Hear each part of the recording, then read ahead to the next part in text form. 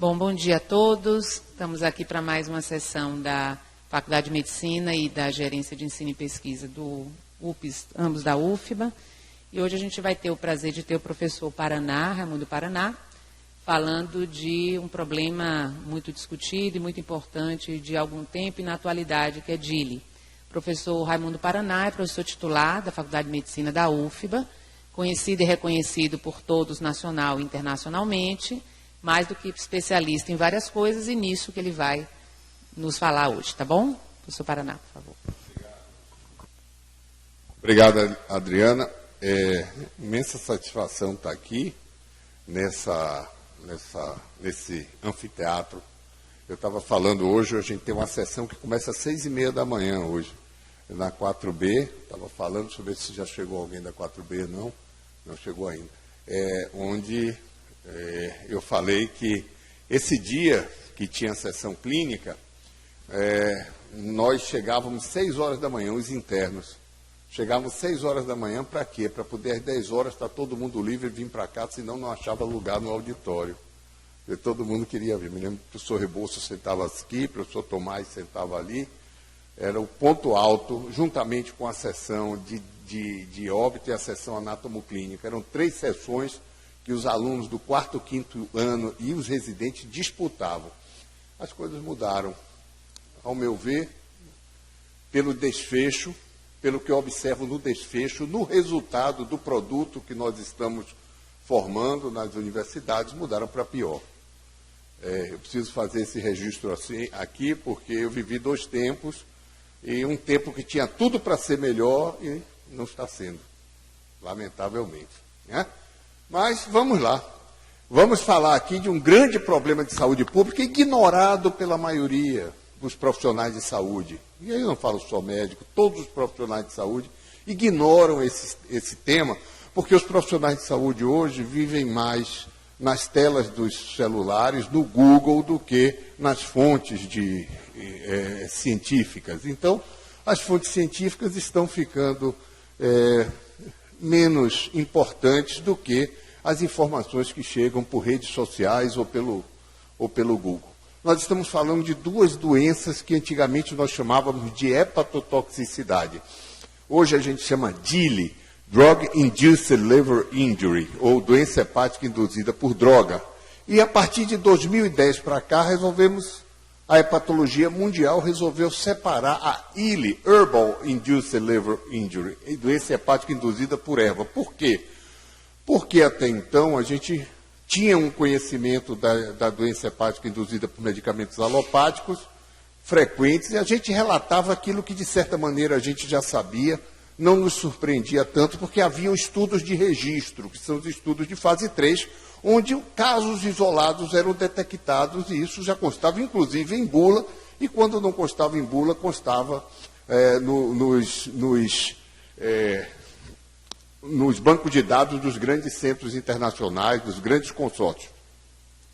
Quando chegou essa história de uso de ervas, e essa coisa mágica, esses pós de pirim-pim-pim que a gente vê por aí, essas verdades individuais, que em medicina a verdade individual não existe, mas com a rede social ela passa a existir, e começou a se prescrever essas medicações, essas ervas, etc., e criar nomes de falsas especialidades. Vocês já devem ter ouvido falar. Isso começou com medicina antroposófica, fake, ortomolecular, fake, nutrólogo funcional, fake, medicina detox, fake. Agora tem modulação hormonal, fake, criminosa, o que é mais? Aliás, todas as fakes, essas que eu mencionei, são criminosas. E por aí vai. Tem uma nova agora, a integrativa, sim, integrativa, que desvirtuaram a ideia da medicina integrativa. O que é a medicina integrativa? É você oferecer a um paciente que tem uma doença que você já não tem recursos, a possibilidade dele se sentir amparado por algo que não lhe faça mal, mas que possa psicologicamente dar a ele o respaldo, o cuidado humanístico que esse indivíduo precisa ter. Hoje não, aí você já tem especialistas em medicina integrativa que atendem nos seus consultórios, cobram caro para prescrever as suas fórmulas estelionatárias. São todos eles se enquadram no código, no artigo 171 do Código Penal. Todos eles. Estelionato. E aí, essa doença, ela passou a ser referida dessa maneira aqui. Como DILI, tudo que é registrado e que tem estudos que permitam o registro nas agências reguladoras, e RILI, aquilo que não é registrado, que entra os suplementos, as fórmulas, os fitoterápicos e o que mais a mente desse pessoal produzir. E aqui, para vocês terem uma ideia, isso aqui é responsável por até 3% das internações hospitalares. Quais são as manifestações desse problema no fígado? Primeiro, não é só no fígado. Estou vendo Carol ali. No rim você tem alterações causadas por medicamento. No pulmão tem muita alteração causada por medicamento. Na imensa maioria das vezes, não diagnosticada. Mas no fígado a gente tem, classicamente, a forma celular, que parece uma hepatite, e é o que a gente mais vê hoje. A gente não vê mais hepatite aguda viral. Quando chega um paciente com hepatite aguda, a primeira coisa que a gente pergunta é se está tomando fórmula. É a primeira coisa, porque as hepatites virais com a vacinação, com a melhoria de condição de vida, com a melhoria de suprimento de água, praticamente desapareceram das nossas emergências, mas essas aí estão em ascensão. A forma colestática, colestase pura, pense em droga até que se prove o contrário. Colestase pura. Eu não tenho uma doença, eu não tenho dilatação, eu não tenho obstrução, pense em droga. E a mista, que é uma composição das duas. Parece uma hepatite e tem muita colestase.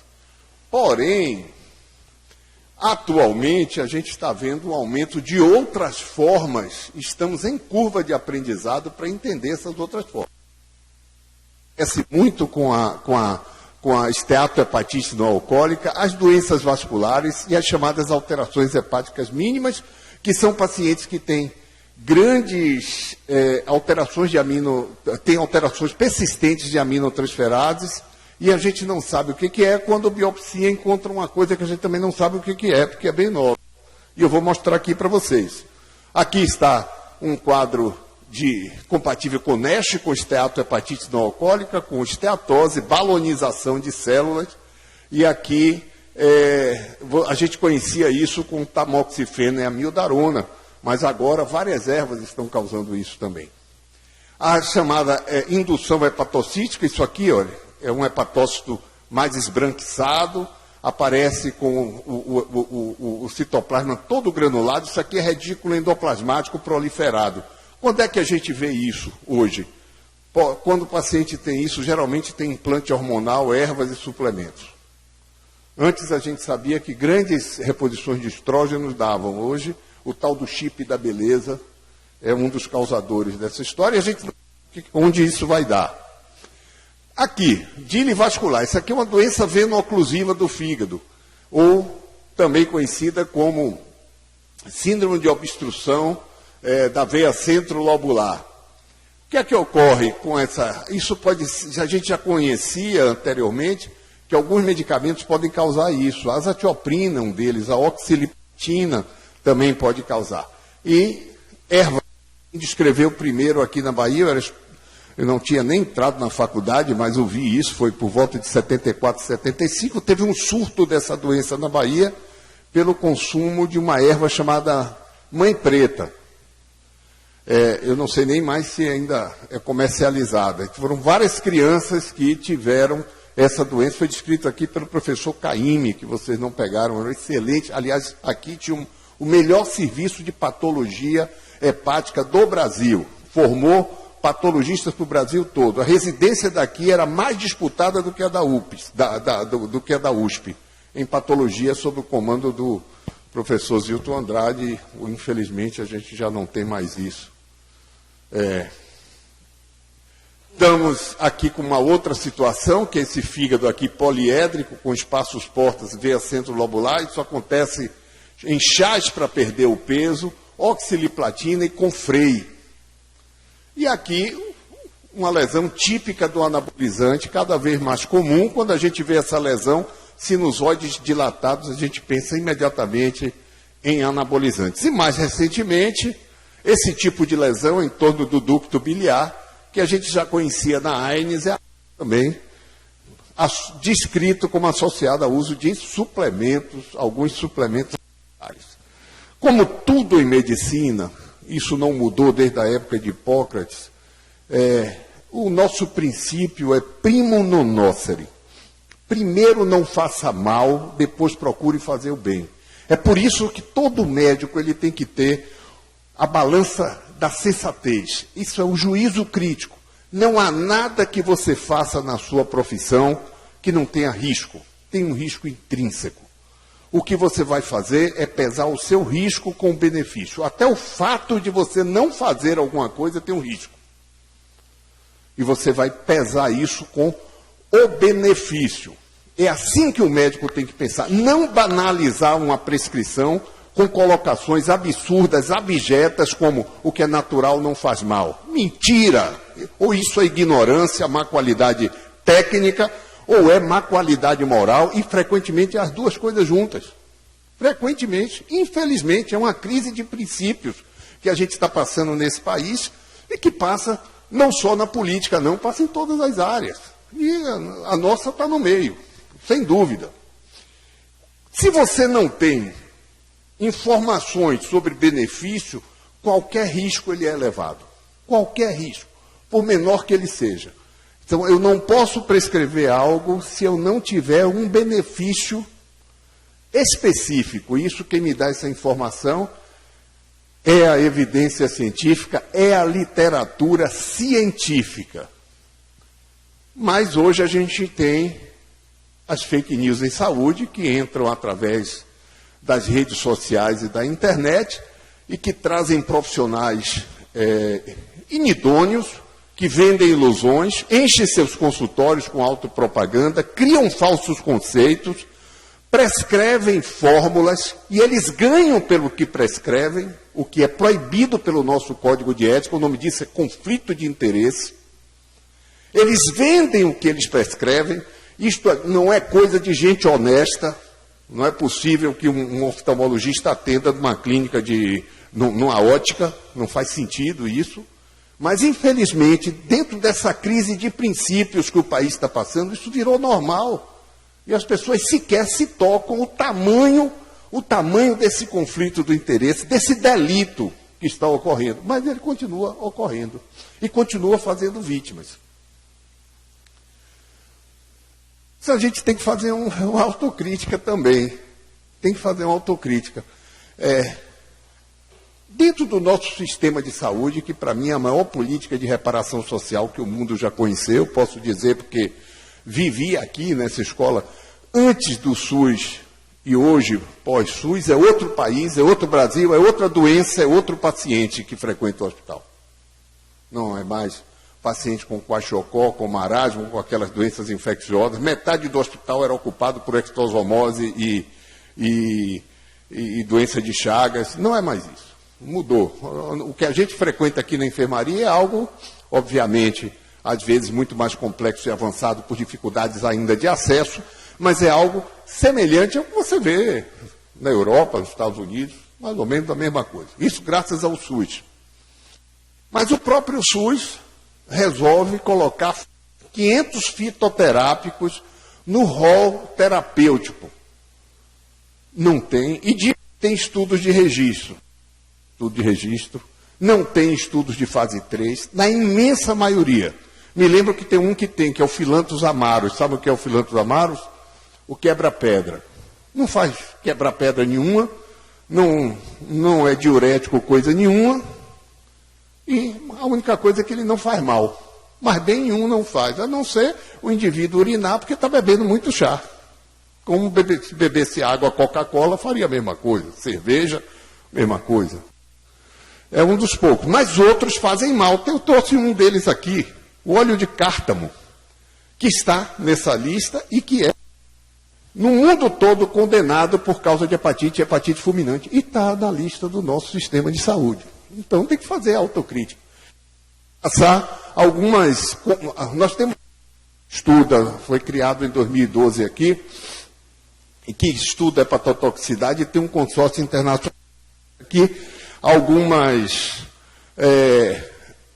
contribuições nossas. Primeiro, essa foi uma situação em que a gente observou e fizeram o uso inadvertido dessas substâncias que desenvolveram doença e depois voltaram a usar essa substância porque simplesmente não acreditaram que o que eles tiveram era por causa delas. É o que a gente chama de re-challenge, que nenhum médico pode fazer, porque não é ético. E eles desenvolveram uma doença hepática grave, essa contribuição foi muito importante, colocou a doença vascular definitivamente no rol das preocupações na DILI e na RILI. Esse é um outro que já foi publicado, não está mais impresso, já está publicado, um outro tipo de doença, que é a doença portosinusoidal, que a gente descreve aqui em nossos pacientes associados com o uso de diversos medicamentos, inclusive alguns de marca, oxandrolona e mais uma de ervas. O que ocorreu aqui a partir da chegada das redes sociais é que a gente já percebia um aumento do número de casos de toxicidade por ervas com a internet, mas foi justamente aqui, a partir de 2009, com a chegada das redes sociais, que isso aumentou exponencialmente. Sim, sim. Vocês estão me ouvindo? Acho melhor falar.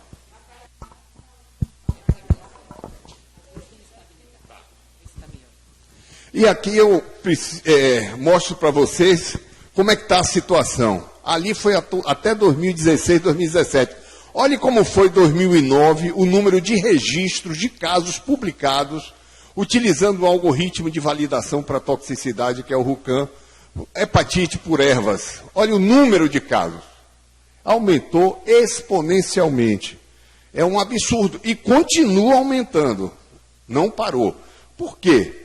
Porque as pessoas continuam recorrendo a essa medicina, que já foi chamada de medicina alternativa. Antes de receber esses rótulos fake, todos que recebeu aí, como eu mencionei, ela foi chamada de medicina alternativa. Alguém vê alternativa à ciência que não seja ciência? Eu não conheço. Alguém voa num avião que faça cálculo alternativo de física? Eu não voaria. Alguém moraria numa casa ou num apartamento em que o engenheiro usou o seu material de construção, aquilo que ele acredita que é o melhor, que é feito no quintal do primo dele, que não passou pelo Inmetro? Você subiria numa casa assim? Obviamente que não. Você vai entrar num avião que o piloto joga o manual para fora e diz, eu vou voar de acordo com a minha experiência? Obviamente que não. A medicina é a mesma coisa. É simplesmente assim. Então, essa história de autonomia do médico não é possível porque existe um limite que se chama ética. E o que ajuda muito nesse limite que se chama ética é evidência científica. É a barreira. Eu vivi a medicina antes da evidência científica e vi absurdos. Se vocês estudarem a história da medicina, vocês vão ver absurdos. Por quê? A medicina era baseada em opiniões. Na Idade Média, só se levou em consideração de que o tratamento que se fazia para a peste bubônica na Europa, que era sangria, matava todos os pacientes, enquanto no Oriente Médio metade dos pacientes sobreviviam. Isso só foi conhecido mais de um século depois. Mais de um século depois, porque na época as ideias da igreja a igreja não permitia que ideias que não fossem dentro da sua esfera de verdades penetrasse no conceito médico. Então, a medicina não era ciência, era seita. Então, quando a medicina é seita, acontece isso. Né? Enquanto os chamados físicos, que eram como os médicos do Oriente Médio eram chamados, os physicians, physician é como se chama médico em inglês. Eles faziam a drenagem das bolbas, dos abscessos. Na Europa fazia sangria e o paciente morria depauperado rapidamente. E por um século foi assim. Mas eu posso citar outros tantos. Eu me lembro aqui de que todo paciente com esclerosomose fazia esplenectomia, chulei de varizes esofágicas, independente de ter qualquer manifestação clínica. Isso era a opinião da época, professores renomados. Ninguém faz isso hoje, porque está todo mundo lidando com uma leva de vítimas do passado que fizeram isso, desenvolveram trombose de porta e hoje não podem fazer transplante e estão numa situação esperando o desfecho final. Não é?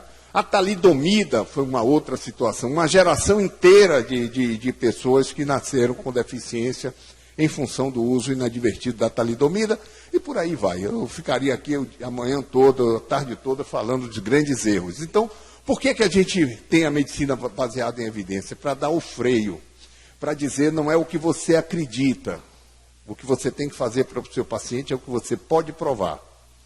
É para isso.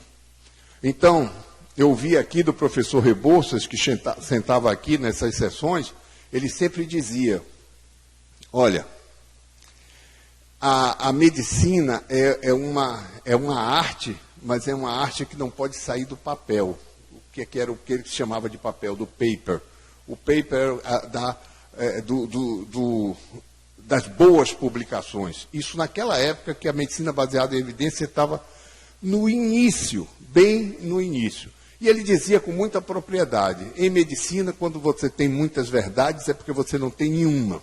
Então, quando você vai fazer uma determinada coisa com um profissional, e você vai ouvir outro profissional, e você sai com 4 orientações diferentes, é porque nenhuma presta. Nenhuma presta. Ninguém vai tratar diferente o infarto do miocárdio. Se você chegar em qualquer emergência com infarto do miocárdio, você vai receber o mesmo tratamento. Todo mundo sabe o que é que funciona. Todo mundo sabe o que é que se deve fazer. Talvez não tenha acesso por uma questão, não seja igual o tratamento por uma questão de acesso local, obviamente. Mas todo mundo sabe o que é que funciona e o que é que não funciona. Em medicina é assim, o que está definido todo mundo faz. O que não está definido, cada um tem a sua verdade. Quando cada um tem a sua verdade, é porque a verdade não existe. E é mais ou menos o que acontece com essa turma aí que prescreve essas coisas. E quais são as principais vítimas? As principais vítimas são esses 4 aqui. Os que procuram melhorar a performance sexual, os pacientes que têm depressão estão decepcionados com o sistema, e os que amam o corpo e os que procuram perder peso. Esses 2 aqui se submetem a qualquer coisa. Trocam de médicos e se submetem ao que eu chamo de mandracaria. Vocês não pegaram o Mandrake? Mandrake era um ilusionista, eu adorava as revistinhas de quadrinho de Mandrake. Era um ilusionista, telepata, que combatia os bandidos. E eu acho que o Mandrake voltou e agora está mais sabido, ele percebeu que ele ganharia mais do lado dos bandidos, e é mais ou menos isso que tem acontecido. É uma mandracaria, as poções de mandrake, cada um tem uma... Eu já peguei pacientes que tinham 50 componentes diferentes numa fórmula. Acho que todo mundo aqui já pegou, Carol, todo mundo. E o que é que acontece hoje? A gente tem uma espécie de globalização. Falei para vocês, antes, a Maria Preta fez um estrago aqui em várias crianças que desenvolveram aquela doença. Maria Preta era uma erva que era usada aqui na Bahia. Hoje não. Hoje as pessoas importam essas ervas. A internet possibilitou que as fake news passassem como rastilho de pólvora. E as pessoas simplesmente compram. O número de lojas que vendem esses produtos proliferou imensamente. Hoje no Brasil são mais de 30 bilhões que circulam no subterfúgio da ciência, enriquecendo pessoas, enriquecendo prescritores, enriquecendo vendedores e fazendo pacientes, e produzindo pacientes. Nos Estados Unidos é muito mais do que isso. E o mundo todo está passando por essa situação. A diferença é que a legislação americana é a legislação do over-the-counter, onde o indivíduo ele assume o risco do que ele está fazendo. A legislação não é protetora. Qualquer criança sabe que um over-the-counter, o que você compra sem receita, é problema seu. Se você adoecer, vá se resolver com o seu seguro de saúde. E se você não tiver seguro de saúde, você vai depender do Medicaid. E aí já sabe que a assistência não vai ser nada boa. Aqui no Brasil, não. O indivíduo que prescreve o que vende enriquece, o que adoece vai penalizar todos. Se for pelo SUS, nós todos pagamos. Se for pela saúde suplementar, ele vai gerar sinistro que vai aumentar a mensalidade para todo mundo depois. E quem fez o estrago não tem riscos nenhum. É uma mentalidade completamente diferente. Mas como a gente copia tudo que é dos Estados Unidos, né? A gente trouxe esse modelo americano para cá sem se dar conta de que nós temos um Estado que é protetor e protetivo e eles lá não têm. É uma outra história. Então, quais são os grandes problemas com esses pacientes? Bom, primeiro, para vocês, entendam, 45% dos pacientes, em vários estudos, varia de 30% até 60%, não relatam uso, por vários aspectos. Ele acha que o que é natural não faz mal, ele acha que a avó, a tia usavam, então aquilo ali que ele está sentindo não tem nada a ver com o que ele está tomando. Eles acham, às vezes o prescritor diz assim, já me aconteceu isso, não diga nada, o senhor vai tomar uma coisa, não vai lhe fazer mal nenhum. Se o senhor tiver alguma coisa de procurar outro médico, nem fale disso, porque ele é ignorante, ele não vai saber o que é, e essa nem fale, porque vai lhe atrapalhar. Aí é por má fé do prescritor, né? E por aí vai. Eu me lembro de um paciente aqui em 2007, 2008, um paciente que veio da Vila do Conde, no litoral norte, que internava aqui com uma colestase crônica. E na época não fazia ressonância, eu consegui ir lá que Marconi fizesse a ressonância fora, e fizemos biópsia, colestase pura. Freitas falava, Paraná, isso aí essa colestase por droga, colestase pura. Ele negava, internava, ficava bom da colestase, e ia embora daqui a 2, 3 meses voltava. Aí uma dessas vezes eu estava no ambulatório, o residente veio me chamar, disse, professor, olha, o seu fulano voltou. Eu cheguei lá, seu fulano, olho amarelo, está sentindo alguma coisa? Aquela coisa, a urina está parecendo um dendê. O senhor tomou alguma coisa diferente? Não. Nessa hora, a filha ia entrando e falou, oxente, painho, você não toma aquele, né? Aquilo é tapete de Oxalá. Ele tomava o tapete de Oxalá, que é boldo, e que pode causar isso. E aí a gente descobriu que era um simples chá que ele tomava, que ele cultivava no fundo da casa, que a avó dele tomava. Aí tirou o boldo, ele não internou mais, mas foram sucessivas internações. Olha o custo disso para a sociedade toda. Muito bem, muito difícil lidar, por isso pouquíssima gente gosta de lidar com essa doença. É um desafio. Por quê? Boa parte das toxicidades sequer a gente percebe. A pessoa tem um mal-estar, ela mesmo para de suspender, não procura o médico. O diagnóstico pode ser incidental. Isso eu vi muito agora na era da Covid, com a ivermectina, né? O pessoal estava usando ivermectina por causa de fake news e de outras coisas mais lamentáveis que ocorreram. E aí eu vi de tudo. Eu vi gente tomando 12 comprimidos de ivermectina por dia, um por semana, um a cada 15 dias. Aí era a gosto do freguês. E aí esses pacientes iam, quando acabou a pandemia, eles mantiveram o uso da ivermectina e iam fazer suas consultas com o ginecologista, com o cardiologista.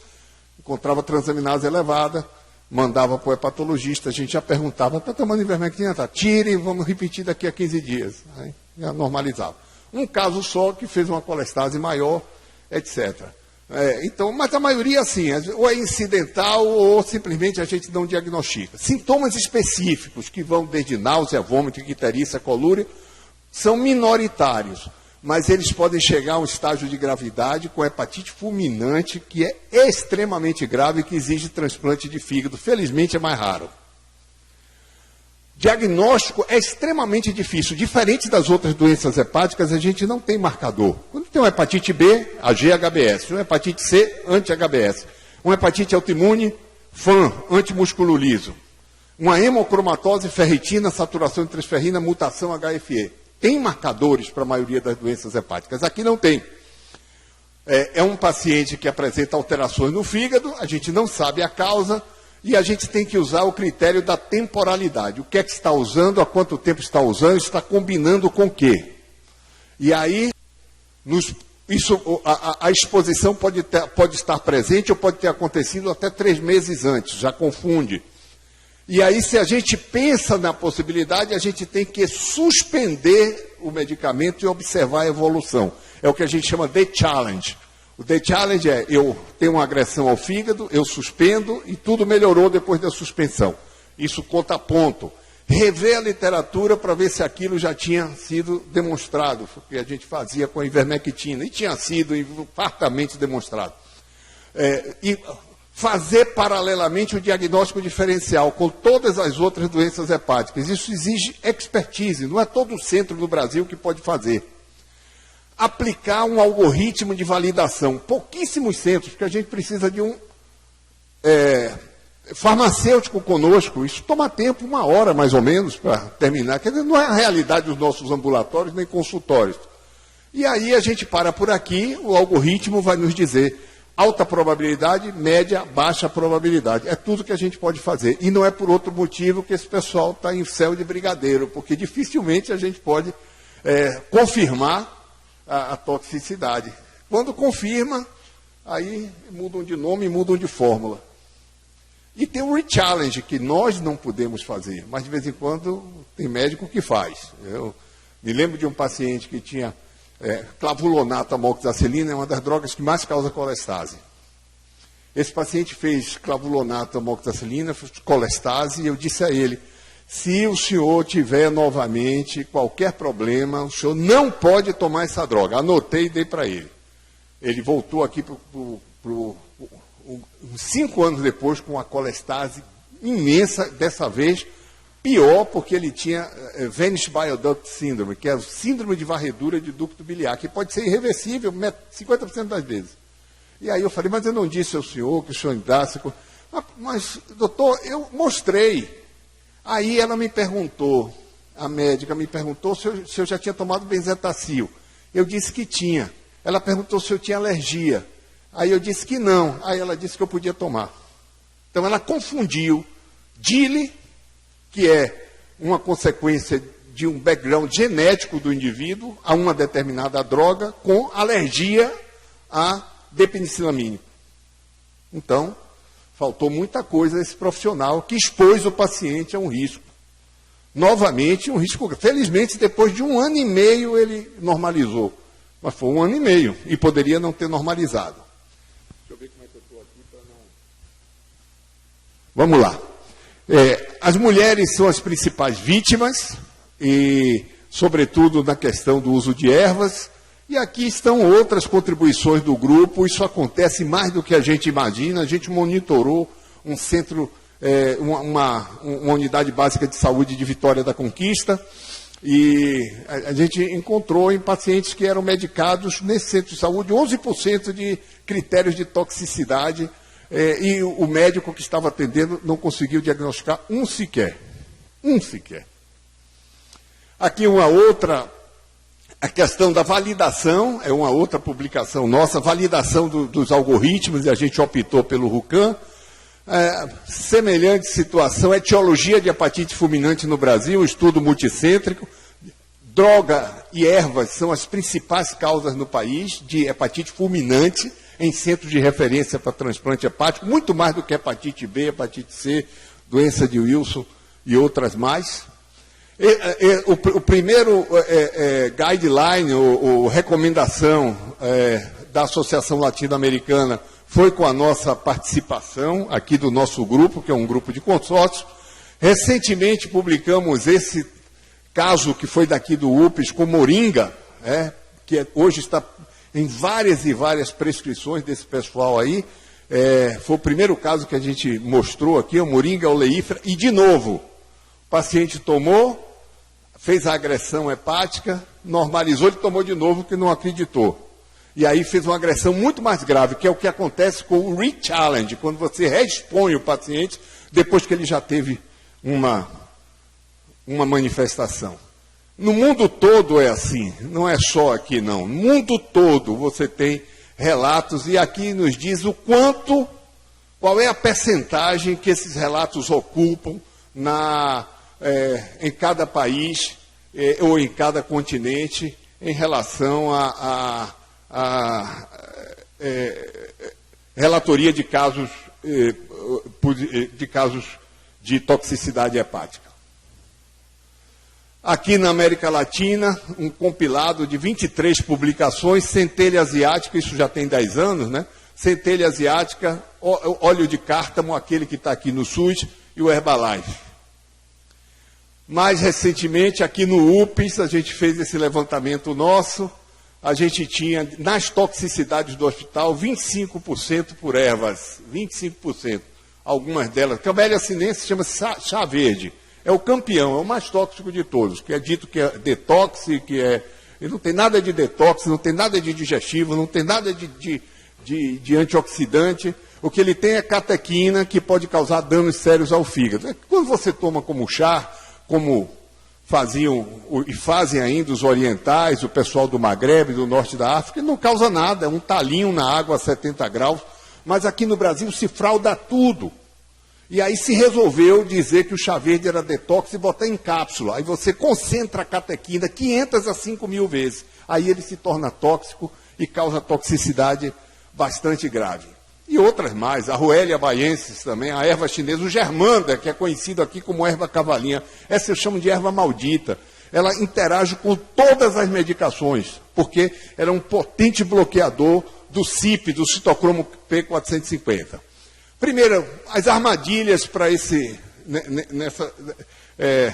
nessa doença. Primeiro, a ideia de que o natural não faz mal. Faz e faz muito mais do que o medicamento alopático, por um motivo simples. O medicamento alopático foi estudado, para ele ser comercializado, ele saiu lá de 100 drogas para ficar uma, e mesmo quando ele é comercializado, ainda assim, se a toxicidade foi muito baixa, a gente só acaba pegando quando ele estiver comercializado.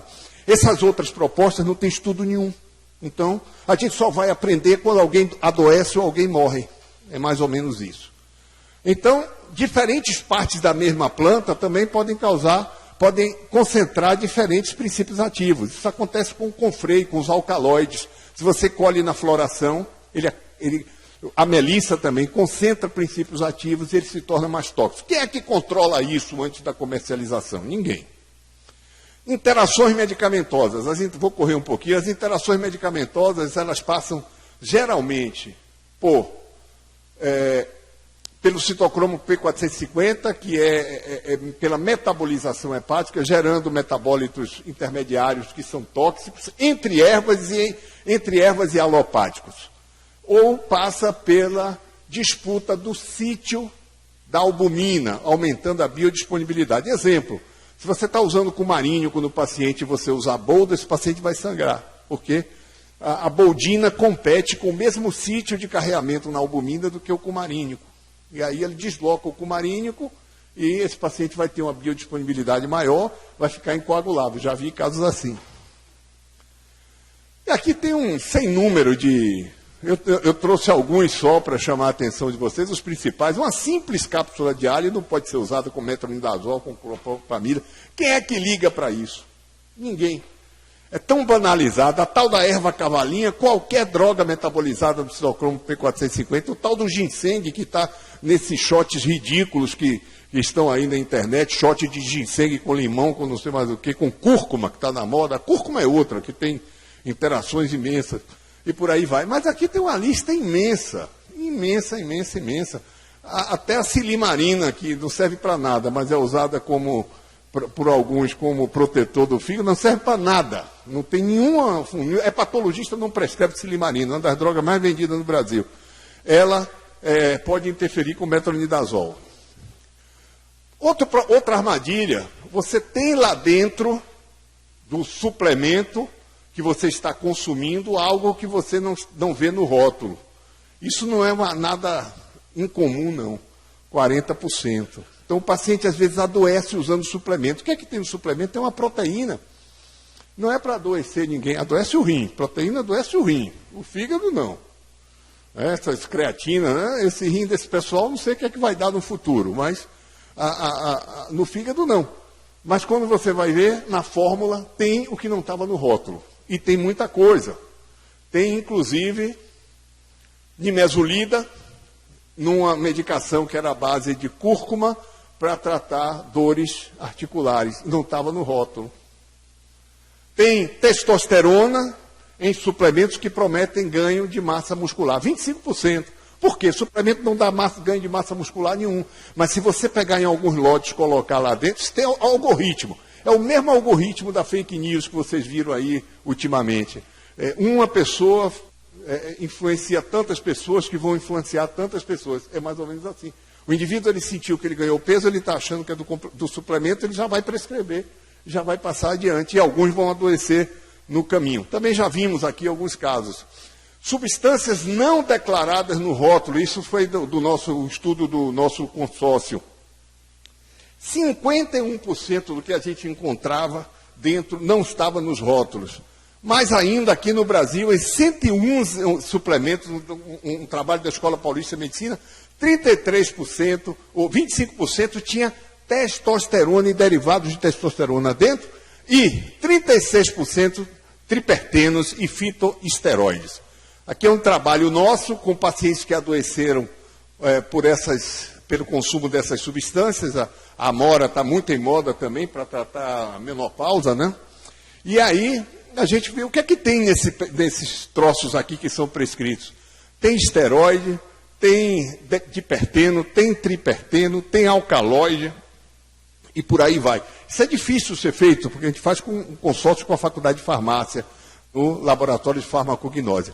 Vou fazer aqui um passeio, como drogas, muito prescritas por esse pessoal aí, drogas hipolipemiantes. O dente de leão, ele já começa errado na tradução. Nos Estados Unidos ele é dandelion, aí alguém traduziu para aqui como dente de leão, deveria ser lion tooth ou lion teeth, né? Mas que é usado para tratar diabetes, casos de agressão hepática. Cúrcuma, tem diperteno muito concentrado, várias e várias interações medicamentosas e elevação de aminotransferases. Chá verde já mencionei. O louro tem pectina, dá diarreia. E agora, o limão não fala nada. O shot de limão para alcalinizar é coisa de gente que não tem conteúdo ético nem conteúdo técnico. E aqui a tal da ashwagandha. A ashwagandha está na moda também. Tem 35 princípios ativos, está em alerta por causa de diarreia e quadro hepático colestático grave. Ervas prescritas como digestiva. Boldo, ele é um procinótico, realmente ele tem uma atividade procinética, mas tem interações medicamentosas, pode agredir. O tapete de Oxalá, que é muito parecida com o boldo. Colestase, eu mencionei. Espinheira santa, eleva aminotransferados, pode dar uma hepatite chamada autoimune-like. Sene é usado como purgativo, toxicidade hepática e trombose. Cáscara sagrada, proibido já em vários países, hepatite grave. Erva cavalina, já mencionei, eu tenho que mencionar várias vezes, porque ela continua sendo prescrita. Fitness, iombina. Um aluno dessa casa aqui, com hipertensão portal idiopática, uso de iombina. Ele lesa o endotélio vascular. Óleo de cártamo, ácido linoleico, eu já falei. O tal do tríbulos terrestres, que ele é muito mais nefrotóxico do que hepatotóxico. A maca peruana, pacientes transplantados, documentado, continua sendo prescrito como como uma testosterona natural. Não é testosterona natural e tem toxicidade. Custa caríssimo. Uma fórmula dessa sai entre 3 e 10 mil reais. E quem prescreveu vai lá e pega seu quinhão para botar no bolso. É o que eu ouço falar. Garcinha cambodiana, vários casos graves. Espirulina, vários casos de hepatite grave, também proibido em outros países. Fitness, óleo de margosa, doença grave, já tivemos casos aqui também. Aloe vera, que é a babosa, está proibida e continua sendo comercializada. Mona, ia passar lá para lhe ver. Garcínia, chá de 37 ervas, seca a barriga e por aí vai. E as ervas prescritas para a proteção do fígado, que não protegem coisa nenhuma. Primeiro é essa daqui, ó, Bida espilosa, conhecido como picão preto, fedegoso e carrapicho. Causa hepatite e hepatite grave. Deixa eu apagar, desligar aqui, porque estou me telefonando. Causa hepatite e hepatite grave. Aqui eu tenho... onde vocês vão investigar isso? A gente tem um site americano que nos ajuda muito, que é o LiverTox, NIH.gov.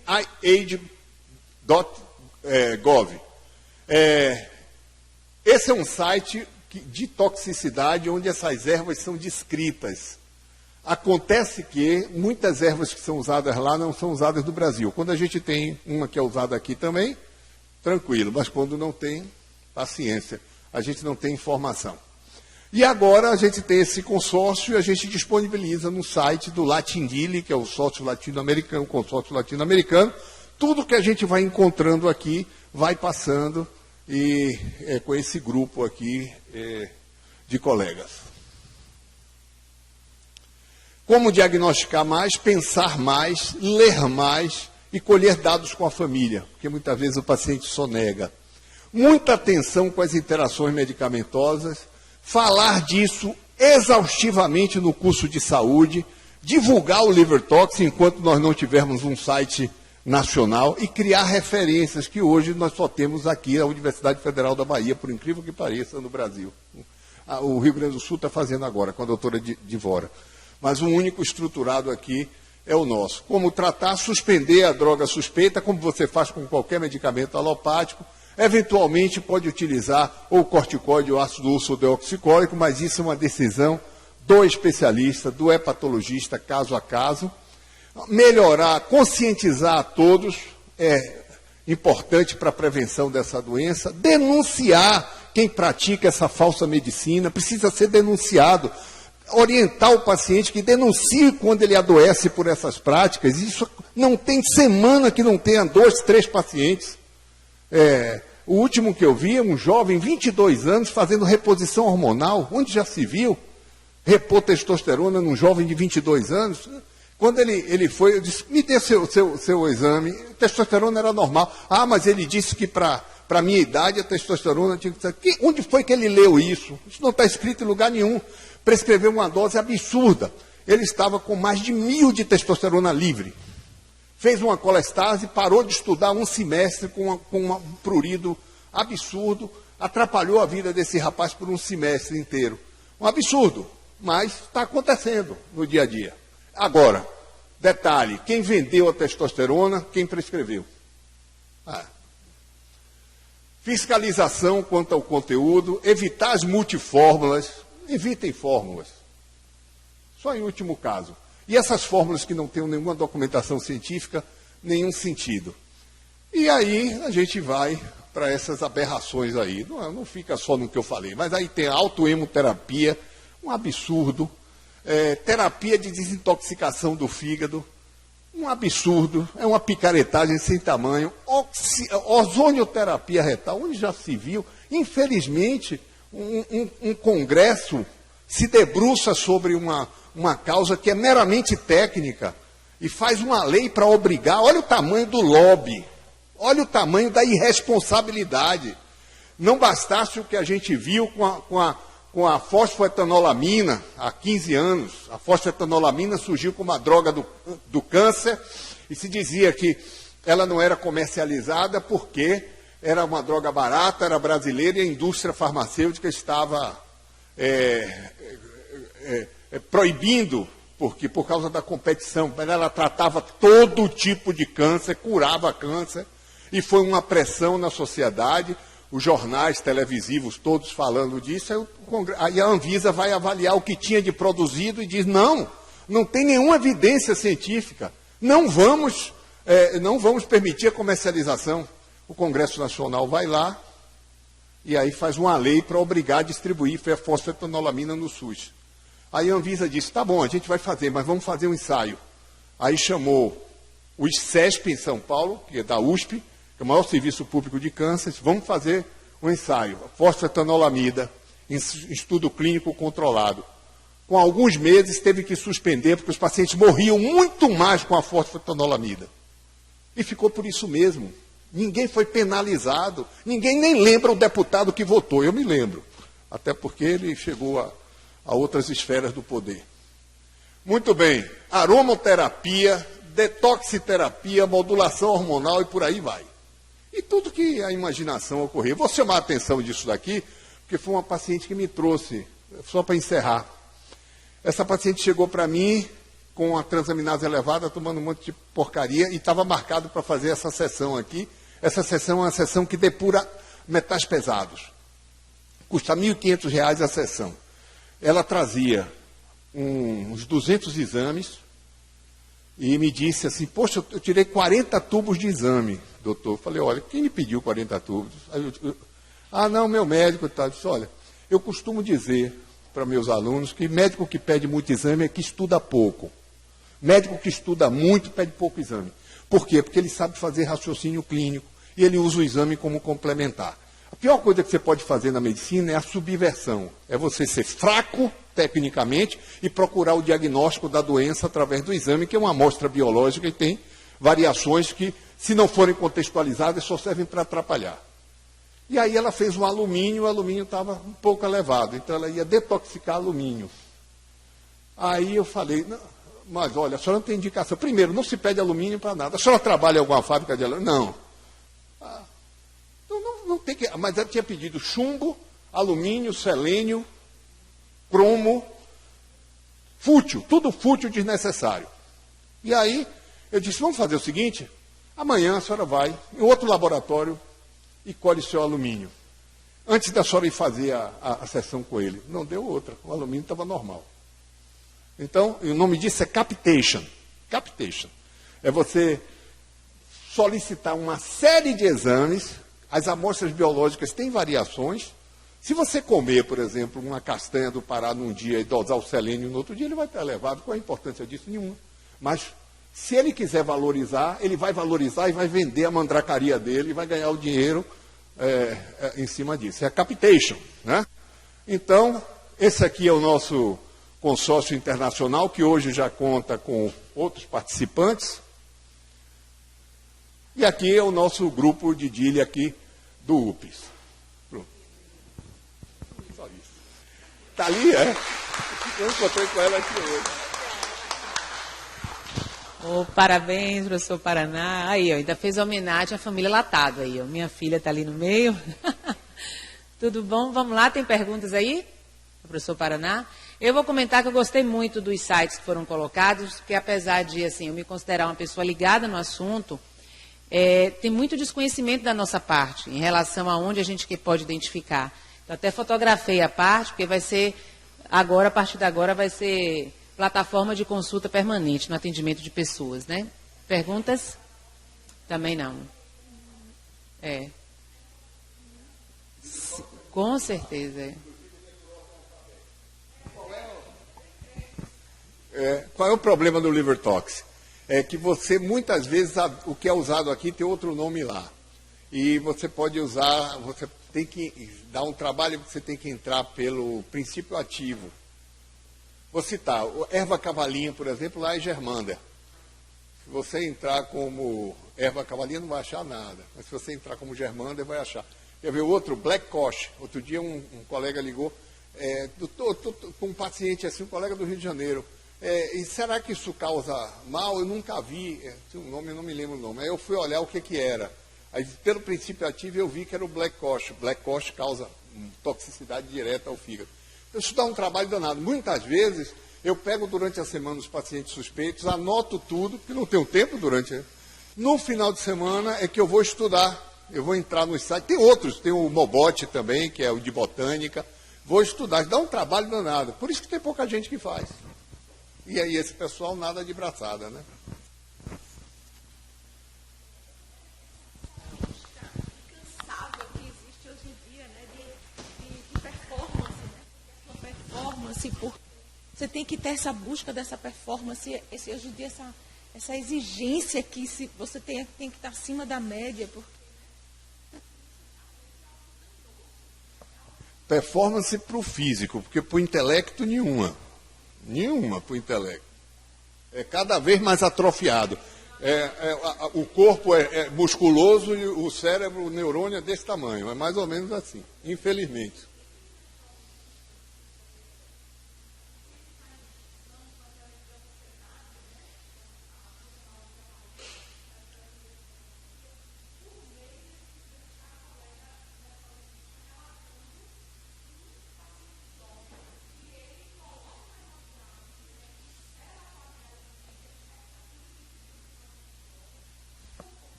Carol, na maioria das vezes, esteroide é uma droga maligna. Esteroide, ele não causa só mal no fígado. O esteroide aumenta a musculatura cardíaca, ela hipertrofia acima da capacidade de vasogênese. É por isso que esses pacientes morrem mais de morte súbita, de infarto. Tive uma vizinha minha com 39 anos com infarto do miocárdio, sem história familiar. O que é que ela tinha? Uso de esteroide.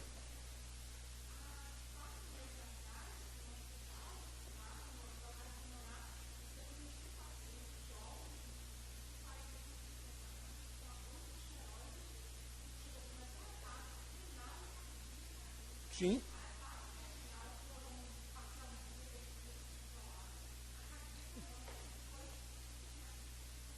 Cardíaco. E AVC, 5 vezes mais AVC do que a população, 3 a 5 vezes mais AVC do que a população normal. Quer dizer, o prescritor ele não avisa isso ao paciente. Como a resposta ao esteroide é imediata, isso encanta o paciente. E como as pessoas estão cada vez mais despreocupadas com a fonte, com a qualidade da fonte, com a qualidade da informação, todo mundo é superficial. Qualquer coisa que saia vira verdade.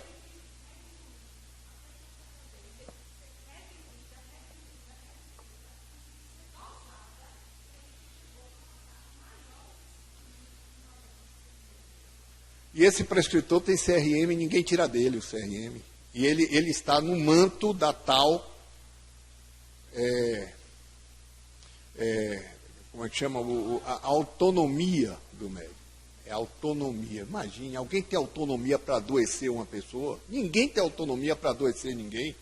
Ora, isso é um absurdo. Eu não sei o que aconteceu ultimamente, mas esses últimos anos foi um hecatombe.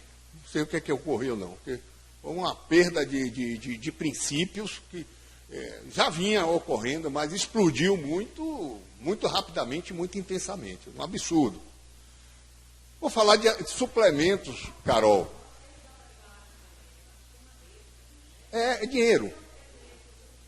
Se não desse dinheiro, não tinha ninguém falando. Tem indivíduo aí que era cirurgião, trabalhava dando plantão e hoje é milionário fazendo isso, né? Era cirurgião, transmutou, assim, virou um falso especialista e é um grande prescritor, ficou milionário. Tem de tudo, a gente vê de tudo. Nutricionista, eu nunca vi nada semelhante. É um absurdo. Vai no nutricionista, sai com uma fórmula e uma lata. Só não sai com uma boa orientação. Mas fórmula e lata. É ignorância. É ignorância. Ignorância. E é também, obviamente, como eu sempre falo, um desvio moral. É desvio moral. Vou falar, Carol, aproveitando você, qual é a base fisiopatológica da lesão renal, da hipertensão arterial, no diabetes? Hiperfiltração glomerular. A hiperfiltração glomerular, claro, simplificando, porque é muito mais complexo que isso, mas é a hiperfiltração glomerular que vai transformando aquele glomérulo num aramezinho. Ele vai esclerosando. E depois de décadas, esse paciente vai para a diálise. O que é que esses suplementos alimentares fazem? Hiperfiltração glomerular. Quem é que está estudando o que vai ser do rim desse pessoal daqui a algum tempo? Não é?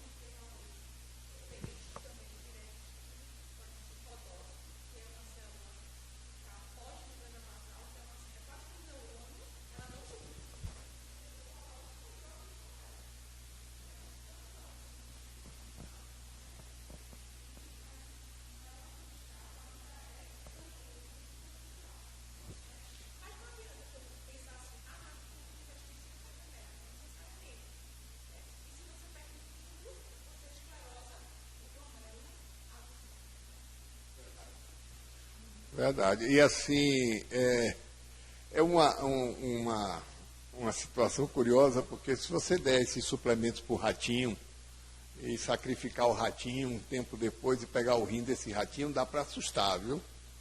Tem lesão tubular e tem lesão glomerular.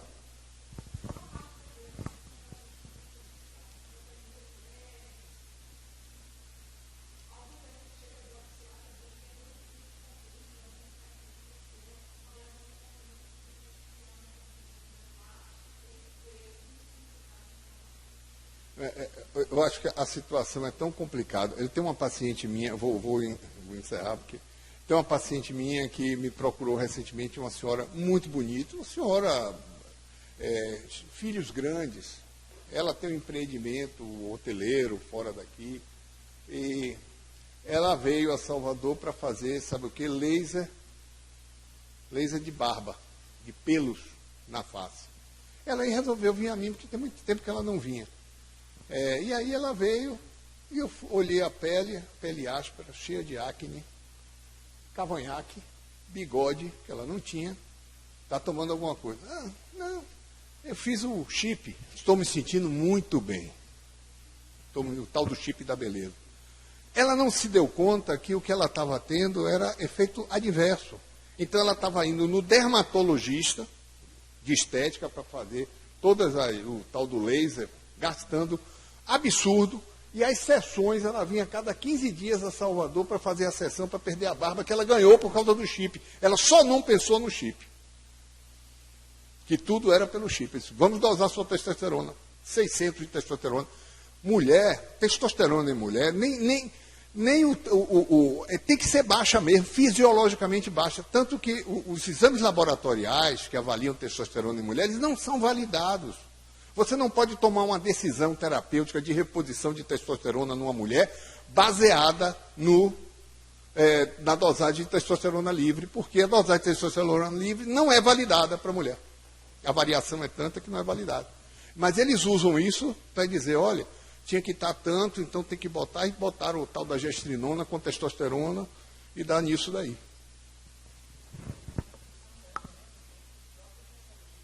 Com certeza. Saiu? De novo, se não custasse 10 mil reais, ninguém estava fazendo, não. Porque custa, é muito fácil. Você bota lá 10 mil reais, um dinheirinho no bolso, bota 5 por dia. Quem é que vai fazer honestamente isso? Tinha uma colega de vocês aqui dessa casa, que foi uma aluna que eu reprovei e depois alguém aprovou, mas eu não levo essa na minha consciência, eu não levo essa. E ela era muito ruim. Eu me lembro muito dos alunos muito bons, me lembro dos muito ruins, do mais ou menos eu não me lembro não, mas dos bons e dos ruins eu me lembro. E ela era muito, mas muito ruim. Não tinha a menor condição de ser médica, nenhuma condição. Pois bem, acabou formando, passou por mim, eu não vi mais, não me desgasto mais por isso.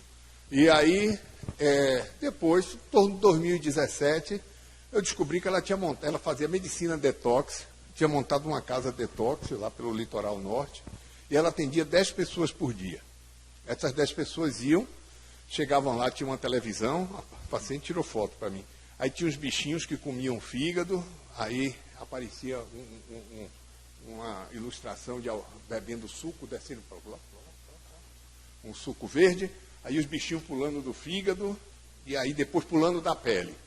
Aí o que fazia? Chegava lá, tomava um suco verde, um suquinho de capim, aí depois ia para,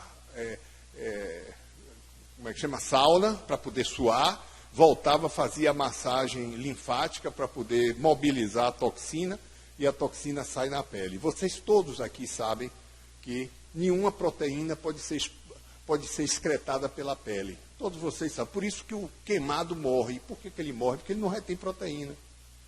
O que sai na pele é o quê?